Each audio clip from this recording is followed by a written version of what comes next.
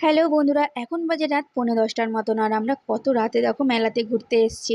তো বন্ধুরা দেখো কিসের মেলা বসছে তোমাদেরকে দেখাচ্ছি। তো প্রথমে তোমাদেরকে ঠাকুর দর্শন করাচ্ছি। তো বন্ধুরা দেখো, তো আমাদের এখানে বাসন্তী পুজো হয়, তো সেই বাসন্তী পুজোরই মেলা বসছে। তো চলো এবার ঠাকুর দর্শন করে একটু বেরিয়ে পড়লাম মেলার দিকে ঘুরতে। তো দেখো এখানে ছোটোখাটো অনেক কিছু বসেছে, বাচ্চাদের খেলনা, তারপর আরও অনেক কিছুই বসছে। তো বন্ধুরা জানো তো, আমরা ছোটোবেলাতে এই মেলাতে অনেক অনেক আসতাম ঘুরতে। তো তখন এর থেকেও আরও অনেক বড় মেলা হতো। তো দিনে দিনে যেন এই মেলাটা আরও ছোট হয়ে যাচ্ছে। তো দেখো আগে যেরকম বড় নাগরদোলনা আসতো, তো সেগুলো এবার আমার আর চোখে পড়লো না। আর এদিকে দেখো বাচ্চাদের অনেক কিছু চড়ার জিনিস রয়েছে। তো বন্ধুরা মেলায় ঘুরতে এসেছি, আর একটু কেনাকাটি না করলে হয়। তো চলে আসলাম একটু সাজার জিনিসের দোকানে, কিন্তু এখানে এসে আমার নিজের জন্য কিছুই পছন্দ হলো না।